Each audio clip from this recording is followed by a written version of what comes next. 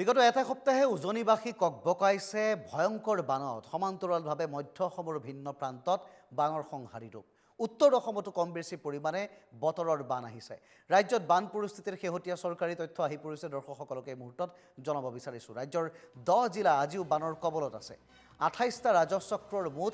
810খন গাঁৱত বানৰ প্ৰভাৱ পৰিছে শেহতীয়াকৈ বানত আক্ৰান্ত হৈছে 6,54,838 গৰাকী লোক প্ৰলয়ংকাৰী বানত এই পৰ্যন্ত মৃত্যু হৈছে মুঠ 66 জনৰ এতিয়াও সন্ধানহীন বহু লোক 176টা সাহায্য শিবিৰত আশ্ৰয় গ্ৰহণ কৰিছে 45,693 গৰাকী বানাক্ৰান্তই বানত সম্পূৰ্ণৰূপে ক্ষতিগ্ৰস্ত হৈছে 4,025টা বাসগৃহ আংশিকভাৱে ক্ষতিগ্ৰস্ত হৈছে 3,550টা বাসগৃহ বিধ্বংসী বানৰ পৰা উদ্ধাৰ হৈছে 29,923 গৰাকী লোক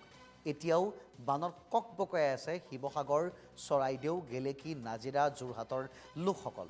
ভোগৰ নৈ ভোগদৈ যোৰহাটত ত্ৰাহি মধুসূদন দেখুৱাইছে ৰাইজক আৰু সমান্তৰালভাৱে বানত পলসে এই মুহূৰ্তত পুতি ৰাখিছে বুলি আশংকা কৰা হৈছে বহুতো মৃতদেহ লাহে লাহে যেতিয়াই বান শুকাইছে তেতিয়াই দেখিবলৈ পোৱা গৈছে ইটোৰ পিছত সিটো নতুনকৈ মৃতদেহ উদ্ধাৰ হৈছে আজিৰ দিনটোতে যদি আমি চাওঁ তেন্তে বিহুবোৰত অসংখ্য মৃতদেহ ইটোৰ পিছত সিটো উদ্ধাৰ হৈছে এনেকৈ ৰাজ্যৰ উজনি প্ৰান্তত এতিয়া দেখিবলৈ পোৱা গৈছে পানী শুকোৱাৰ লগে লগে পলসৰ পৰা উদ্ধাৰ হৈছে আপোনজনৰ মৃতদেহ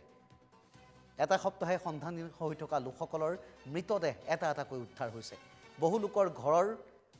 পলসে এতিয়াও বাট ভেটি ৰাখিছে সাধাৰণ লোকক পলসে পুতি পেলাইছে তেওঁলোকৰ সপোনৰ ঘৰখন আৰু এনেকৈ এতিয়া বানত ককবকাইছে ৰাজ্যবাসী